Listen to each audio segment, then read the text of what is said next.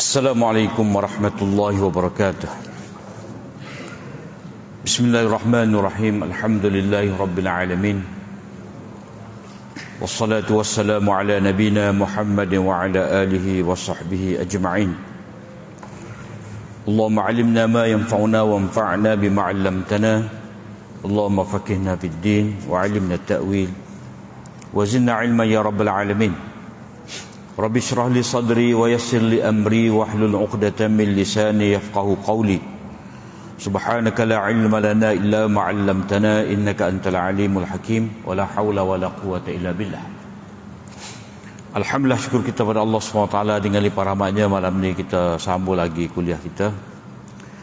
Masih lagi surah At-Taghabun, ayat yang ke-3. Surah 556.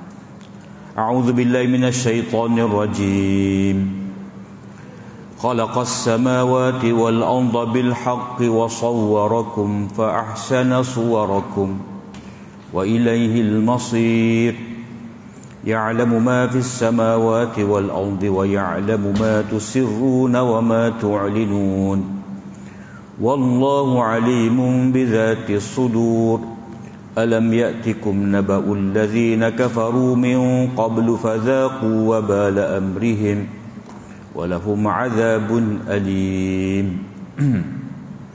خلق السماوات والأرض بالحق. Allah Ta'ala mencipta langit-langit dan bumi dengan kebenaran, yakni dengan ada tujuan, dan dia telah membentuk rupa bagi kamu itu dan membentuknya dengan seelok-eloknya, dan kepadanya lah tempat kembali. Ayat yang ketiga ni masih lagi Allah Ta'ala cerita kepada kita sifat-sifat dia, dan kita telah sebut baru ni daripada ayat yang pertama sehinggalah kepada ayat yang keempat ini berkenaan dengan sifat-sifat Allah Ta'ala, yang mana Allah SWT yang dipuja oleh semua makhluk yang ada di langit dan di bumi. Mereka bertasbih memuji Allah SWT, menafikan Allah SWT, menafikan dari Allah SWT segala sifat-sifat yang tidak layak dengan Allah Ta'ala, dan mereka bertasbih memuji dengan menetapkan sifat-sifat yang agung. Itu Allah Ta'ala mempunyai kerajaan, ya, segala tindak tanduk dia itu terpuji, dan dia maha berkuasa atas segala sesuatu. Maknanya setiap benda ni dalam kudrat dia. Bila kata dalam kudrat dia, maknanya itu berlaku dengan iradat dia. Jadi dia tidak terpisah antara kudrat dan iradat. Jadi apa-apa yang Allah Ta'ala nak, maka dia akan jadi. Dan dari segi kejadian, manusia ni Allah Ta'ala telah cipta. Manusia ni ada kufur, ada beriman. Inilah peraturan sunnatullah, yang mana kehidupan di dunia ni adalah kehidupan ujian. Jadi diuji dengan iman, diuji dengan kufur, diuji dengan dunia, diuji dengan agama. Dan disitulah letaknya dalam surah ini kalimah At-Taghabun. Nama surah ni surah Taghabun, maknanya untung rugi, kalah menang. Jadi kalah dengan sebab kufur, menang dengan sebab iman. Jadi Allah SWT yang memerhatikan semua hamba-hamba dia ni, maknanya hak mana beriman diberikan ganjaran yang mulia, maka mereka itu adalah orang yang menang. Yang mana kufur, mereka itu diberikan azab, dan mereka itulah orang-orang yang rugi, kerana mereka telah mempersiakan akal, mempersiakan ataupun tidak mempedulikan Nabi yang datang kepada mereka. Jadi manusia ni dijadikan ada yang kufur, ada yang beriman. Yang ini mengikut sunnatullah. Maknanya manusia tu dia tidak jadi kufur dengan saja-saja, dia tidak jadi beriman dengan saja-saja, melainkan pada diri mereka tu telah diciptakan persediaan untuk beriman, persediaan untuk kufur. Dijadikan fitrah manusia tu bersedia untuk menerima iman, mudah terima iman, dan payah untuk menerima kufur. Itu fitrah yang Allah Ta'ala letak pada diri manusia. Jadi di sini Allah Ta'ala kata faminkum kafir wa minkum mu'min, tu di sebalik tu. Di sebalik ada mukmin, ada kafir, ada peraturan daripada Allah SWT, iaitu bila Allah Ta'ala cipta manusia ni atas dunia dengan ujian, maka mereka tu diberikan akal fikiran untuk berfikir, diberikan pandang, diberikan panca indera, diberikan diutuskan rasul, diberikan kitab, supaya manusia ni dapat menjadi orang beriman. Hak kufur tu adalah kerana engkar. Kemudian dalam ayat yang ketiga ni Allah Ta'ala cerita bahawa penciptaan dia ni langit dan bumi, termasuk manusia ni bil haq, dengan ada kebenaran, mana dengan ada tujuan, mana bukan saja-saja. Ini menunjukkan kepada kita bahawa Allah SWT itu hakim, maha bijaksana. Sebab ia bijaksana ni dalam segala apa yang dia buat ada matlamat, ada kehendak. Macam kita cipta kursi untuk kita duduk, kita buat rumah untuk kita diami di situ untuk kita dapat ketenangan. Cuma dalam bab Allah SWT mencipta langit-langit ni, bumi-bumi dan apa juga makhluk dia, Allah Ta'ala tidak tupai ambil faedah daripada ciptaan dia. Kalau dia cipta ni dengan ada matlamat, tetapi dia tidak tidak ambil istifadah, bukan nak ambil faedah manfaat daripada makhluk dia cipta, sebab Allah ghani. Jadi Allah dengan hikmah dia mencipta segala sesuatu ni dengan ada tujuan, dan dia tidak tupai daripada makhluk dia. Malah dia cipta dengan ada tujuan tu supaya makhluk-makhluk ni dapat faedah. Allah Ta'ala cipta malam supaya manusia dapat sedap tidur. Allah Ta'ala cipta siang hari supaya manusia cari pitih kerja. Allah Ta'ala turunkan hujan untuk menyejukkan bumi, untuk ada air untuk manusia, untuk ternakan, untuk tanaman. Jadi itu bil haq, dengan ada maksud. Itu menunjukkan kepada hikmah dia. Dan balik semula kepada cerita penciptaan manusia. Wa sawwarakum fa ahsana suwarakum. Jadi dalam ayat yang kedua, Allah Ta'ala cipta kamu wahai manusia dengan ada persediaan untuk jadi mukmin, dengan ada persediaan untuk menjadi kufur. Itu dari segi orang panggil isti'dad tu, salahiyah, kemampuan. Maknanya dia bersedia, boleh, berpotensi ada dalam diri manusia tu. Kita kata, macam contoh kata, dia boleh nak jadi doktor, dia boleh nak jadi ahli politik, nak jadi lawyer, kau boleh belaka, sebab ada persediaan yang Allah Ta'ala letak dalam diri dia. Kalau dia minat kira-kira, dia jadi ahli matematik. Kalau dia minat tentang ciri semut kenggo, dia jadi ahli ilmu tu, ilmu gapo tahu pasal ciri ni. Jadi ada bidang yang menjadi dia minat disebabkan Allah Ta'ala letak, tanam isti'dad dalam diri dia, ada bakat. Dalam istilah dipanggil malakah, ada bakat. Jadi dalam ayat berikut ni, dari segi wasawarakum, Allah Ta'ala beri rupa kepada kita, dengan rupa Melayu, dengan rupa Cina, dengan rupa Jepun, dengan rupa Afrika, apa semua tu masing-masing Allah Ta'ala beri. Dan Allah Ta'ala jadikan fa ahsana suwarakum, rupa-rupa kamu ni molek.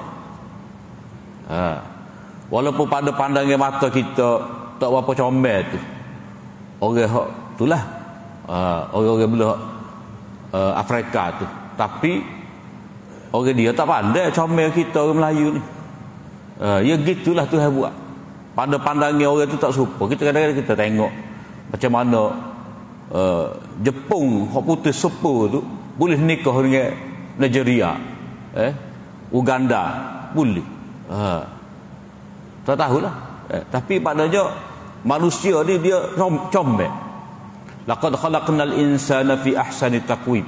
Sesungguhnya kami telah ciptakan manusia tu dalam rupa kejadian yang sangat sempurna, sangat molek. Kalau dia diri tu memang comel. Bila dia diri, bila dia duduk apa semua, bila dia nak makan, dia tidak macam itik lembu apa semua. Dia kena tunduk muka dia tu kepada makanan, tapi manusia ni tidak. Mana dengan duduk cokoh gini dia boleh makan tanpa perlu dia sembah muka dia. Jadi comel pada rupa, comel pada posture dia tu, keadaan dia berduduk tu, ketetapan diri dia tu sempurna. Jadi Allah Ta'ala memberikan kepada manusia ni rupa dia dengan sempurna. Supaya apa? Supaya manusia ni dapat berfungsi sebagai khalifah Allah Ta'ala. Sebab dengan ada dua tangan, dua kaki ni bolehlah dia bergerak tu. Walaupun dari segi dia lemah, beranak tu kena duduk atas lembek dulu, orang kena dukung dia, nak boleh nerak tu makan tempoh masa yang lama, tak macam kambing. Beranak pagi tu petang tu nampak dah. Sebab apa? Sebab Allah Ta'ala letak pada manusia tu akal. Bila ada akal di mana dia bersedia untuk buat lebih daripada apa yang makhluk lain mampu buat. Mana dia boleh, dia tengok burung terbang, dia boleh cipta helikopter, cipta jet, cipta kapal terbang. Dia tengok semut tu boleh mengangkat. Semut hak kecil tu dia boleh angkat besar. Daripada itulah manusia fikir ini teknologi hidrolik. Maka dia ciptalah. Dia punya apa tu inilah hak ngangkat barang sodok apa semua ni. Dia mampu mengangkat. Maknanya manusia dengan kesempurnaan akal dia dapat berfungsi dengan sebaik-baiknya. Wa ilaihil masir.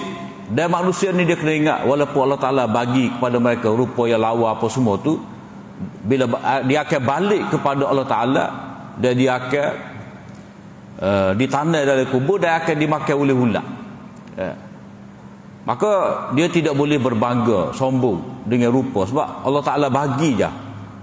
Rupa dia comel lawa tadi seketika, tak lama, sekejap. Kita dah masuk umur 40 ni dia kecuk dah bubal dah apa semua, bucik dah apa. Dulu 20 hari tu kurus molek, seling molek. Dah masuk 40 ni dia pergi maju ke depan belakang, maju ke depan, cerah masa depan. Dia tak lagi dah, lama-lama dia bokok. Jalan pun lari dah. Banyak hak longgar dah. Jadi dia lama manusia ni dia akan merosot. Jadi sebab itulah dia kena ingat, walaupun rupa yang lawa, yang cantik yang Allah SWT berikan kepada dia tu, dia tidak boleh anggap itu sebagai tujuan. Dia tidak boleh anggap itu sebagai tujuan, kerana hak tujuan sebenarnya pengabdian diri dia kepada Allah, ubudiah dia kepada Allah Ta'ala dengan jadi beriman kepada Allah Ta'ala. Jadi manusia ni akan kembali kepada Allah Ta'ala, dia tidak boleh lari. Ya'lamu ma fis samawati wal ard. Allah Ta'ala mengetahui apa-apa yang ada di langit dan di bumi, dan dia mengetahui apa yang kamu rahsiakan dan apa yang kamu zahirkan. Maknanya semua ni tidak terkeluar daripada ilmu Allah SWT, dalam kawalan Allah Ta'ala belaka.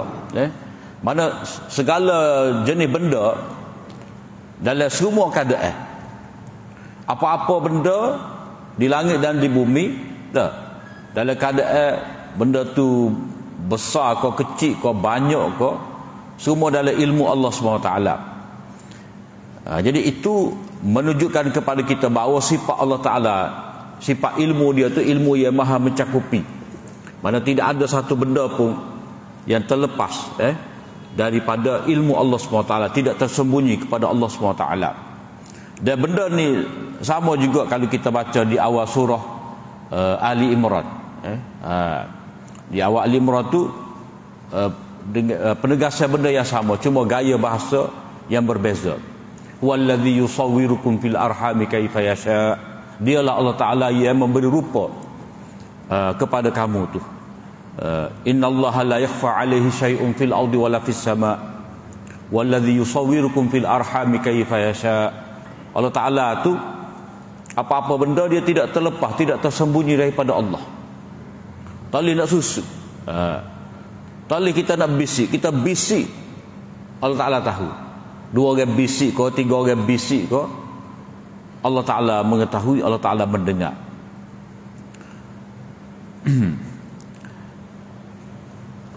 Jadi cakupan ilmu Allah SWT itu semua perkara.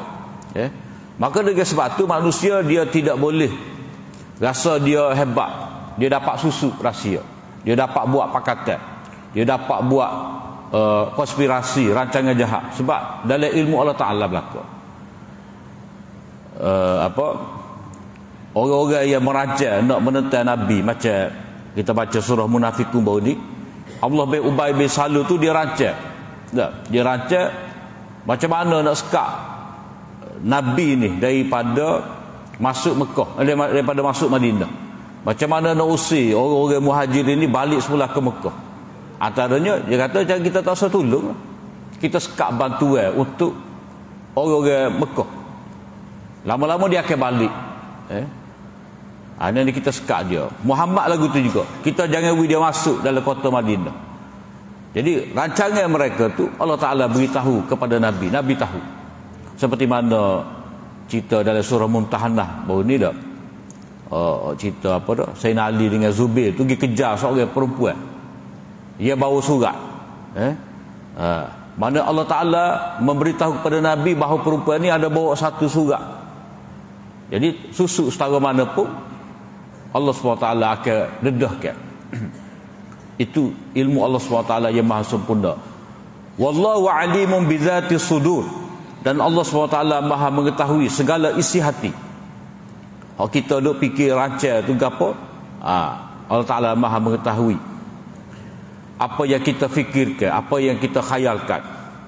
Kemudian ayat yang kelima ni, setelah mana cerita sifat-sifat Allah SWT, bila mana kita faham sifat Allah Ta'ala ni, dia yang maha sempurna, dia yang mencipta dan dia mentadbir, maka mestilah kita beriman kepada Allah SWT. Jadi setiap daripada sifat-sifat ni yang kita baca ni, nak daripada kitanya ada pergantungan kepada Allah.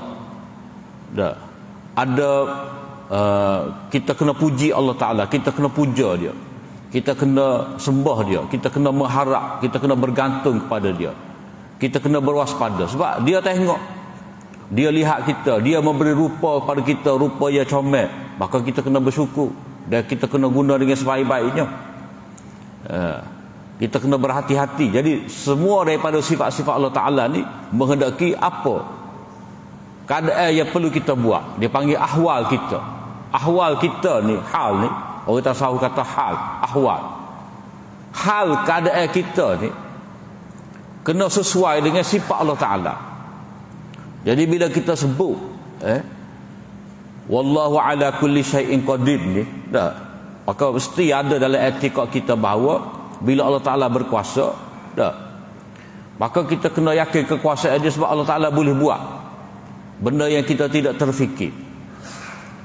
Kalau buat masalah kita ni mudah Allah Ta'ala nak selesaikan. Bila kata Allah SWT mengetahui segala isi hati ni, maka kita kena beringat, kita kena beringat apa yang kita niatkan, apa yang kita rancangkan. Bila Allah SWT mengetahui kata-kata kita hak nyata, kata-kata kita hak berbisik tu, maka kita ada panggil muraqabah, sentiasa berwaspada. Jadi dalam bab kita belajar sifat-sifat Allah Ta'ala ni, maka kita kena ada ahwal kita, orang panggil reaksi kita, tindak balas kita dengan sifat tadi. Barulah kita orang jadi orang arif billah. Orang arif billah ni orang kenal Allah ni, kenal Allah Ta'ala bila mana dia interaksi dengan molek, dia ada refleksi yang betul dengan sifat Allah Ta'ala tadi. Bila kata Allah Ta'ala maha melihat, maha mendengar, maka dia akan jagalah tutur kata dia, gerak-geri dia. Bila Allah tahu segala isi hati dia, maka dia jaga semua niat. Niat kena ikhlas, kena betul niat, tak boleh ada riak, tak boleh ada ujub, tak boleh ada sum'ah. Itu ahwal yang mesti ada pada orang beriman. Kemudian Allah SWT nak cerita dalam ayat yang kelima sampai ayat ketujuh ni, tentang orang-orang yang terpedaya ataupun orang yang kalah. Kenapa? Kerana mereka tidak beriman. Mereka dalam keadaan telah nyata kepada mereka sifat-sifat Allah Ta'ala yang membuktikan kesempurnaan dia, tapi golongan ini dia tolak. Jadi Allah SWT beritahu di sini, alam ya'tikum naba'ul ladzina kafaru min qabl. Apakah tidak sampai kepada kamu berita orang-orang kafir sebelum daripada ni? Tanya di sini, dah. Memang kamu tahu.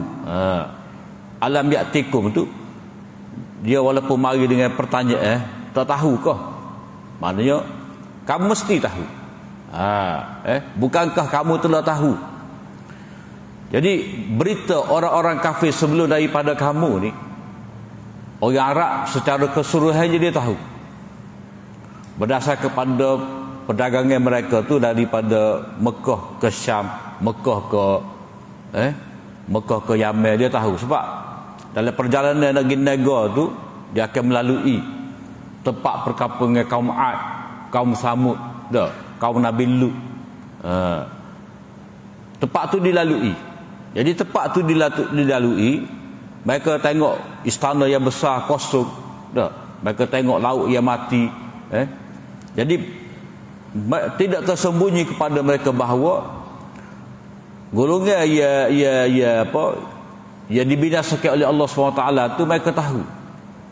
Golongan Ad, golongan Samud, tidak tersembunyi kepada kamu wahai orang-orang Arab. Maknanya berita kemusnahan kaum Ad, kaum Samud memang maklum kepada orang Arab.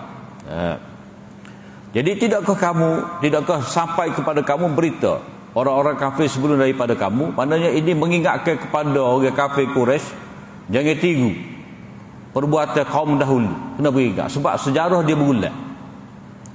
Sejarah ni dia boleh jadi semula. Macam kita kata 13 Mei. 13 Mei benda tu pernah terjadi dalam sejarah kita di tanah Melayu. Dan benda tu dia tidak mustahil akan berlaku. Sebab apa?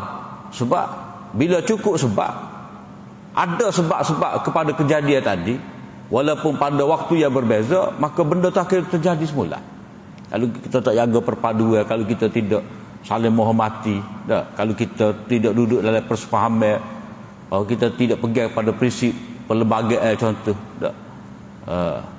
maka dia akan jadi kekacauan. Maka sepatutnya dia kena jaga, tak boleh nak beremosi. Jadi sejarah boleh bulat. Maknanya orang kafir dulu sebab apa dibinasakan?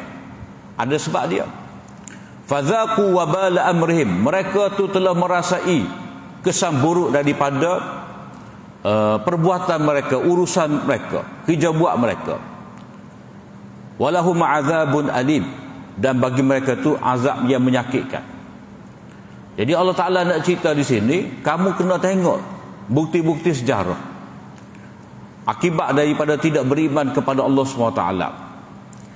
Maknanya perkara yang boleh mendorong orang itu beriman kepada Allah SWT, yang pertama, sifat-sifat Allah Ta'ala yang maha sempurna, yang melayakkan dia tu jadi Tuhan. Itu mendorong kita menjadi seorang mukmin, percaya yakin pada Allah SWT. Dan satu lagi, bukti-bukti sejarah. Orang-orang yang tidak beriman ni dimusnahkan oleh Allah SWT. Maka kamu bila tak sejadi seperti mereka, maka kamu kena beriman kepada Allah SWT. Jadi mereka ni akibat daripada perbuatan jahat mereka tu, mereka menerima kesan. Allah Ta'ala sebut dengan jelas di sini sebab kepada mereka itu merasai kesan buruk daripada urusan mereka itu, iaitu zalika bi annahu kanat ta'tihim rusuluhum bil bayyinat. Yang demikian itu maknanya mereka mengalami kesan buruk daripada perbuatan mereka itu kerana mereka bila mana datang kepada mereka rasul-rasul mereka dengan keterangan. Mana nabi ini telah diutus kepada setiap kaum dengan membawa wahyu keterangan daripada Allah Ta'ala dengan hujah-hujah, dengan bukti mukjizat, bil bayyinah. Bil bayyinah ni bukti keterangan, penjelasan tentang sifat Allah, penjelasan tentang syurga neraka. Begitu juga bayyinah ni dengan makna bukti mukjizat. Jadi Nabi mari itu dengan keterangan yang nyata, bukti. Jadi hak tasdik beriman, dia akan menerima akibat. Jadi Rasul ni dia telah mengajak manusia kepada Allah SWT dengan hujah-hujah, tetapi sikap mereka itu faqalu abasharun yahdunana, Ni mereka mempersendakan rasul yang datang kepada kami. Mereka kata, faqalu, apakah patut seorang manusia yang memimpin kami? Kita tak say ni dia ni sebagai manusia menjadi rasul. Jadi orang kafir dahulu dia nak jadi rasul mari pada mereka ni malaikat. Sebab level dia tinggi. Dia nak malaikat. Jadi orang kapur ni tak say. Dia mana kalau mereka tengok dalam konteks orang-orang Mekah, mereka tengok Nabi Muhammad, Allah, Muhammad ni orang pergi kambing dulu, dia kata anak yatim. Jadi mereka memandang remeh, memandang lekeh pada Nabi, memandang hina pada Nabi disebabkan Nabi ni anak yatim. Itu sombong. Sebab apa? Sebab kebenaran ni, ilmu yang benar, wahyu dari Allah Ta'ala, bila Allah Ta'ala pilih siapa-siapa, kita kena terima. Macam kita lah, budak mari betul, dia kata semaya pocik tak kena ni, kata ai membudak lagi tak.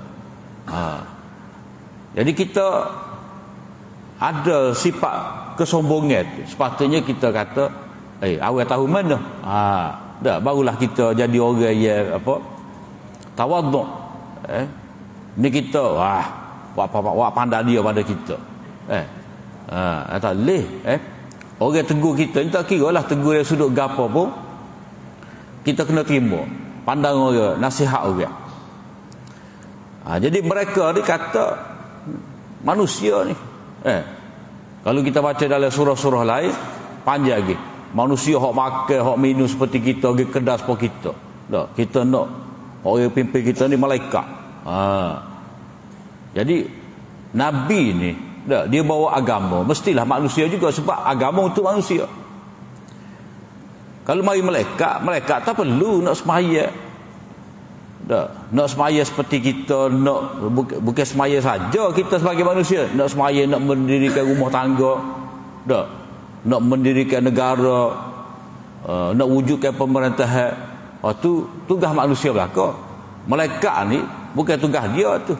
Kita ni kena makan minum, kena kerja, nikah apa semua. Jadi syariat hak mari tu mestilah dibawa oleh manusia. Syariat untuk manusia dibawa oleh manusia juga. Sebab apa? Sebab dia kena jadi suri teladan. Hak je bawa dulu, dia mengamalkan. Kalau kata Nabi kata, kamu kena semaya 5 waktu. Subuh pukul 6. Dah. Lepas tu kita tengok dia tak apalah, tidak manusia, dia tak payah semaya. Kita hak kena sedap tidur ni kena bangun. Jadi orang akan buat alasan lagu tu. Dia tak apalah, tak ada nafsu. Jadi orang-orang nak malaikat sebagai Nabi ni, dia akan katalah, kalau didatangkan rasul tu dalam rupa malaikat, mereka akan kata malaikat tak apalah, dia tak ada syahwat, tak sibuk nak makan, tak sibuk nak bini apa semua. Kita ni sibuk berlakon nak makan, nak bini, nak pergi situ, nak pergi sini, ada halangan. Tapi bila tengok Nabi tu sendiri sebagai seorang manusia, Nabi ni atas dia bukan setakat wajib 5 waktu semaya tu, tahajud pun wajib. Mana lebih dia daripada umat. Jadi rasul tu mesti daripada seorang manusia, tidak malaikat. Itu membuktikan bahawa agama yang dibawa oleh Nabi ni agama yang praktikal. Semua orang boleh amal. Orang ada pitih, orang tak ada pitih, lelaki kau, perempuan kau, orang kaya kau, orang sibuk kau, boleh amal belaka. Dalam semua keadaan. Kita belajar dalam bab semaya, dia ada orang panggil rukhsah. Orang musafir ada cara semaya dia, orang sakit ada cara semaya dia. Masing-masing ada, diberikan kemudahan. Jadi agama ni bila dibawa oleh manusia, jadi itu sebenarnya meyakinkan manusia untuk ikut agama. Tapi mereka ni memperlekehkan Nabi. Fakafaru, lalu mereka kufur. Watawallau, dan mereka berpaling, tolak, sombong, takabur, tidak mahu menerima. Jadi di sini dia terhimpun banyak perkara, sifat-sifat selain daripada kufur kepada Allah SWT. Mereka memandang hina seorang Nabi, memandang remeh seorang Nabi, Wa tawallaw ni makna ia berpaling, tolak, tasik. Tasik dengar, tidak mempedulikan. Wastaghnallah, dan Allah Taala Maha Kaya. Maknanya manusia ni kalau dia pilih untuk kufur, itu tidak menjejaskan kemuliaan Allah Taala. Seperti mana kalau manusia itu beriman tidak menambahkan kemuliaan Allah Taala, maka demikian juga kufurnya manusia itu tidak menjejaskan kemuliaan Allah Taala. Wastaghnallah, Allah Taala tetap kaya. Yang dia tidak berhajat kepada iman seseorang, dan dia tidak berhajat, dia tidak terjejas dengan kekufuran seseorang. Wallahu ghaniyyun hamid, dan Allah SWT Maha Kaya lagi Maha terpuji.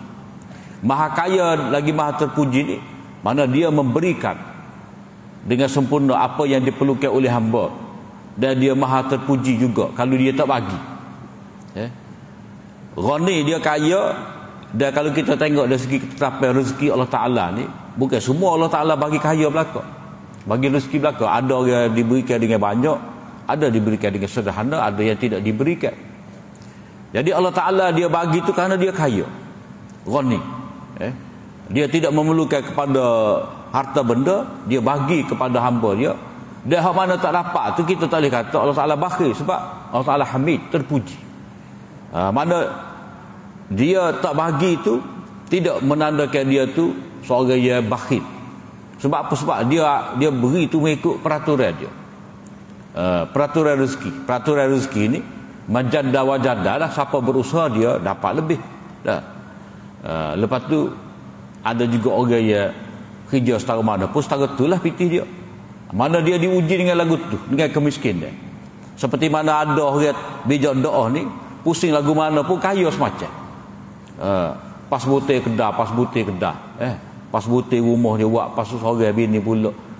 Jadi itu kekayaan dia bertambah. Sebab ketetapan Allah Ta'ala dalam bab rezeki ni dia ada aturan dia.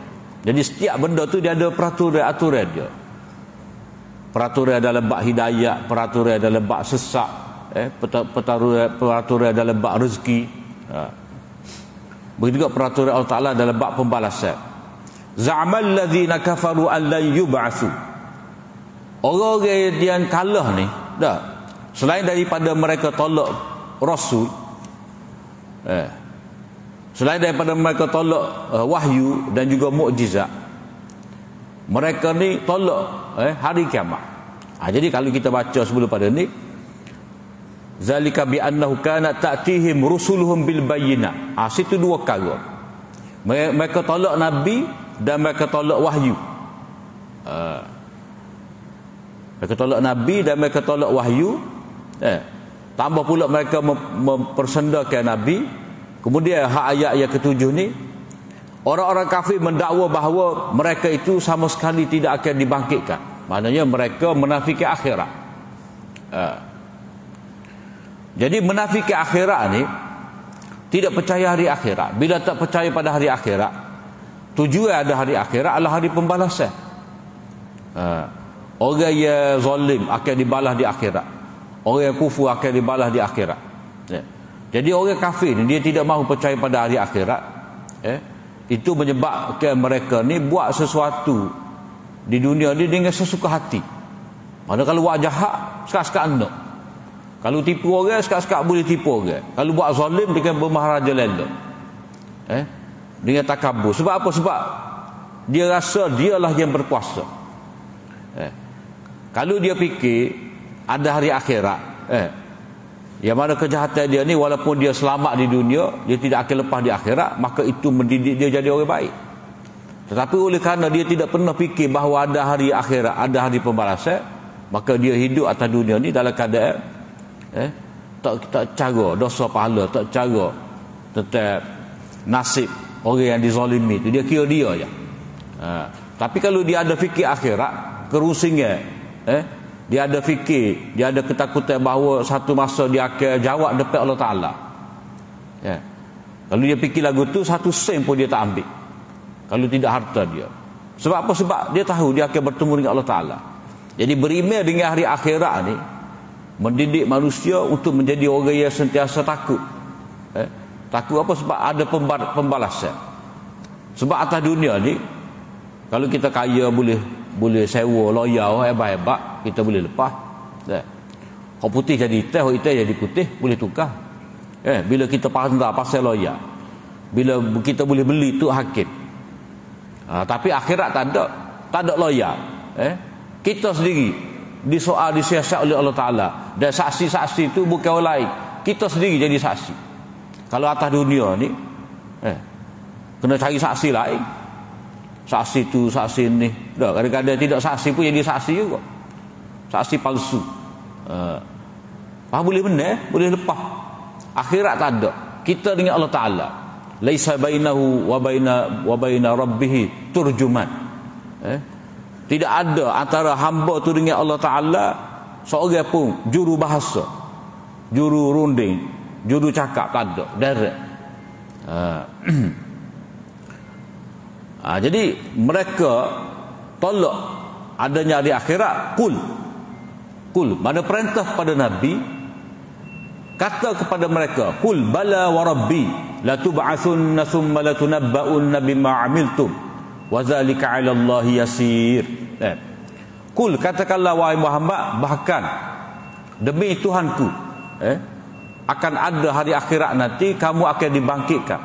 Bukan setakat dibangkitkan hidup semula daripada mati, tetapi segala apa yang kamu buat di dunia akan diberitahu di hadapan Allah SWT.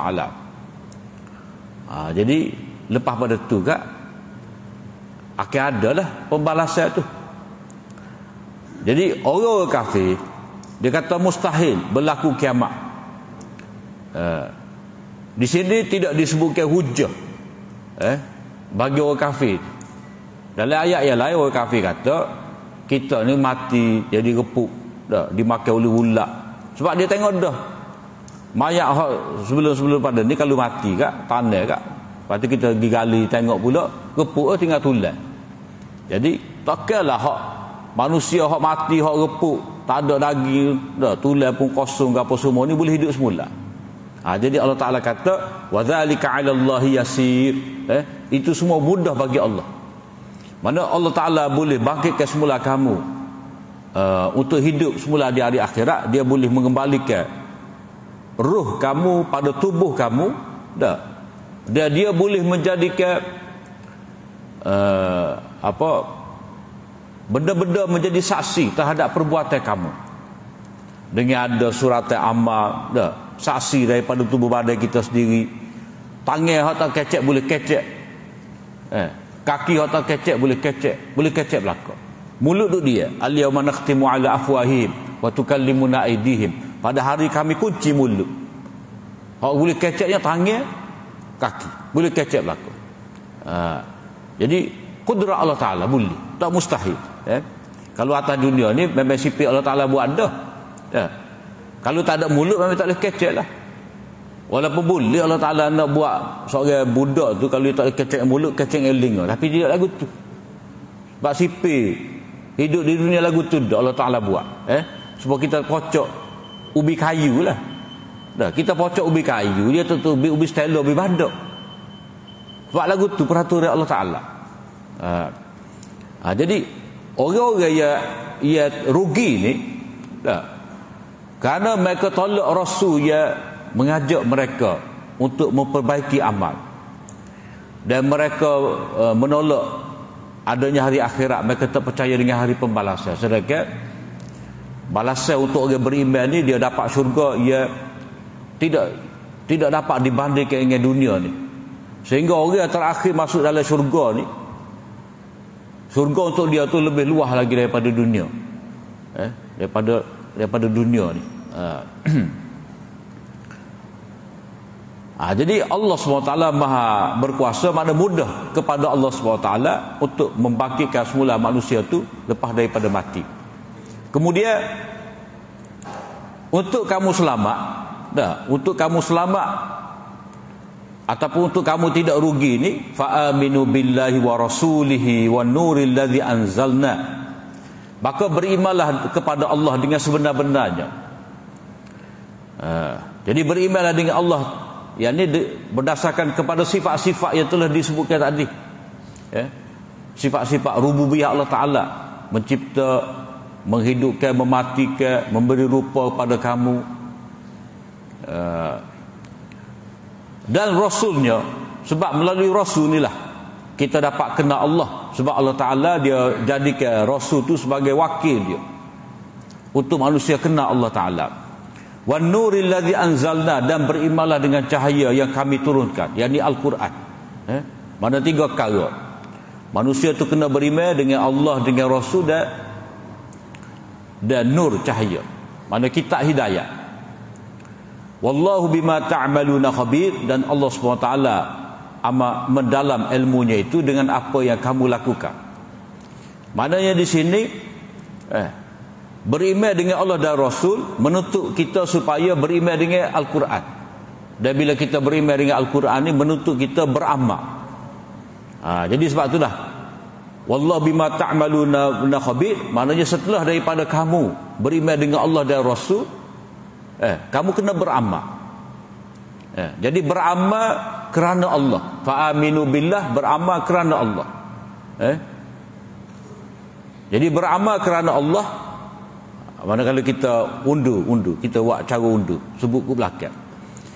Wallahu bima ta'maluna khabir, Allah Ta'ala maha mendalam dengan apa yang kamu lakukan. Maknanya kita dituntut beramal dengan Quran. Sebab Quran tu cahaya, panduan pada kita. Nak beramal dengan Quran ni kena dapat keterangan daripada Nabi, hadis Nabi. Supaya kita nak semaya. Kalau kita semaya cara Quran, tak tahu baik cara semaya tu. Dia mari ayat wa aqimus salata wa atuz zakah warka'u ma'ar raki'in. Dirikanlah semaya. Lagu mana semaya tahu? Tak. Tiba-tiba rukuk saja. Kita kata rukuk saja tak ada sujud. Hak tu ya peling Qasi Ahmad tu. Dia kata semaya kita ni pagi petang, rukuk sujud. Jadi dia kena sallu kama ra'aitumuni usalli. Jadi kita ikut Quran. Quran suruh kita semaya, dan cara semaya tu Rasul. Nabi semaya dengan akad takbir, berdiri tegak, baca Fatihah, rukuk, i'tidal dengan tamakninah, sujud, duduk di antara 2 sujud. Sujud cukup serakaat. Rakaat kedua ulang lagu 3. Masuk rakaat kedua dia ada tahiyat. Jadi Nabi telah tunjuk pada kita cara beramal dengan Quran. Dia tak boleh nak hamba Quran saja, hadis tak sih, tak boleh. Kemudian beramal dengan Quran cara Nabi. Fa'aminu billah, kerana Allah.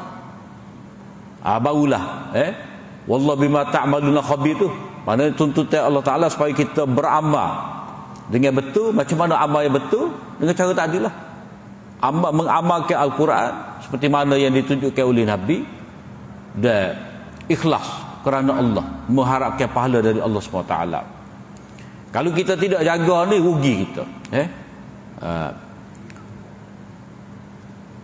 Kemudian ayat berikut ni mengingatkan kepada manusia, perlu manusia tu menjaga diri dia dengan iman dan amal supaya dia tidak rugi. Pada hari dihimpunkan semua manusia, itulah hari yang menentukan kalah dan menang, untung dan rugi. Waktu tu insya-Allah kita sambung pada akhir lah. Setakat saja. Apa yang baik dari Allah SWT, salah dan silap tu daripada kelemahan hamba. Aku liqauli hadza wa astaghfirullah li wa lakum. Assalamualaikum warahmatullahi wabarakatuh. Subhanallah.